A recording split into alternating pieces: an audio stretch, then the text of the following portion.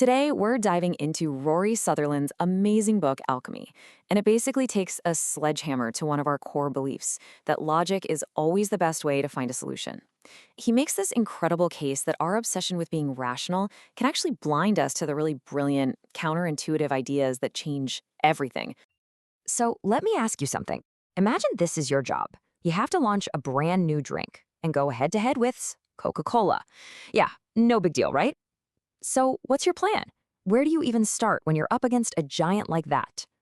Well, you've really got two options. The first is the logical, business school approved plan. Make it cheaper than Coke, make sure it wins in a blind taste test, and sell it in a bigger can so you're offering better value. Sounds solid, right? Then there's the second option, which is, well, it's kind of bonkers. You make it way more expensive, you give it this strange medicinal taste, and you sell it in a teeny tiny can. I mean, on paper, that's a recipe for absolute disaster. Except it wasn't a disaster. One of these plans didn't just work, it created an entirely new category of drink and became a multi-billion-dollar global phenomenon. You already know what I'm talking about, Red Bull. And understanding why that completely irrational plan worked, well, that's the whole secret of alchemy. To really get why Red Bull succeeded, we first have to talk about what Sutherland calls the tyranny of logic. This quote is really the soul of the entire book. We're all conditioned to believe that if an idea is logical, it has to work. And if something works, there must be a simple logical reason for it. Sutherland's whole point is that a lot of the time, that's just not true. Think about it. In business and government, pretty much everywhere, we worship at the altar of spreadsheets, data, and neat step-by-step plans. But when we focus only on pure reason, we forget a fundamental truth. Human beings are not logical machines. We are messy, emotional creatures driven by all sorts of unconscious stuff that spreadsheets just can't explain. Which, of course, brings us right back to the perfect case study in all of this, the ultimate example of irrational success, the Red Bull paradox. Just look at this strategy again. It's like they took the How to Succeed in Business textbook and did the exact opposite on every single page. It's more expensive, for less product, that tastes objectively worse. And the slogan, Red Bull gives you wings, it's a metaphor. It doesn't even tell you what the product does. It should have failed. Spectacularly. So this is the million-dollar question. Why on earth did this work? Why did millions of people line up to pay a premium for a product that seemed worse in every single measurable way? The answer, it turns out, isn't found in logic. It's found in psychology. And to solve this mystery, we need a whole new framework. Sutherland has a fantastic name for it, psychologic. Now, psychologic isn't the opposite of logic. It's just a different kind of logic. It's the operating system for our gut feelings, our unconscious biases, our emotional reactions. It's the world where context and feeling are every bit as real and important as the facts and figures. You can think of it like the hidden operating system for human behavior. While our conscious mind is busy running the clean, simple software of reason, our subconscious is powered by this much more complex, powerful, and, yes, sometimes strange psychological code. And that is exactly what Red Bull tapped into. So let's pull back the curtain and look at some of the secrets behind this modern magic. Sutherland lays out a few key principles that show how psychologic actually works out in the real world.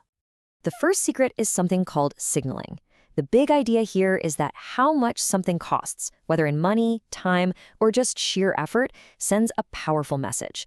A cheap, easy signal might get a point across, but it's the costly, difficult signals that really build trust and carry deep meaning. A perfect example of this is the London black cab driver. To get that license, they have to pass an unbelievably difficult test called the knowledge. It takes them like 3 to 4 years to memorize 320 routes and 25,000 streets. It's an insane investment of time. Why to do it? Because that massive, inefficient effort is a powerful signal to you, the passenger. It screams, I am a serious professional and you can trust me.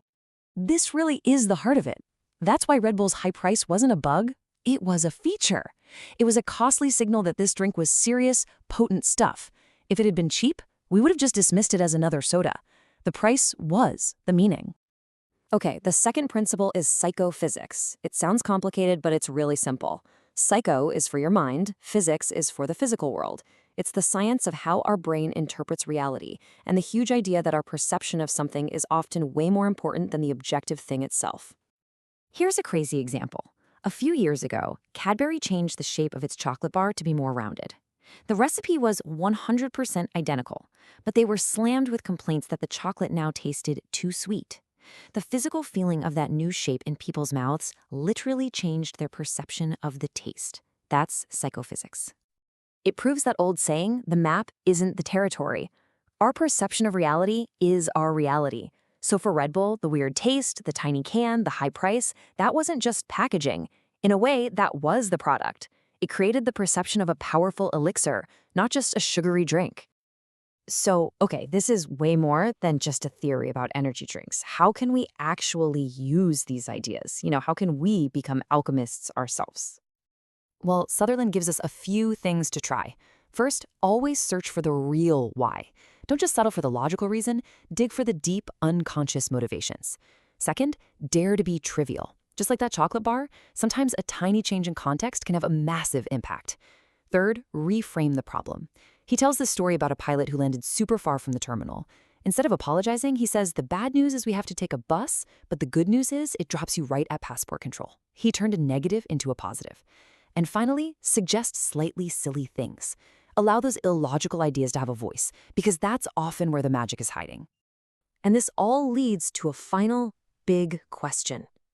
What could we actually achieve if we gave ourselves permission to step outside the prison of pure logic, even for just a little while? We'd probably have some failures, for sure. But, as Sutherland says, we might also discover a surprising amount of gold. And that, right there, is the powerful promise of alchemy.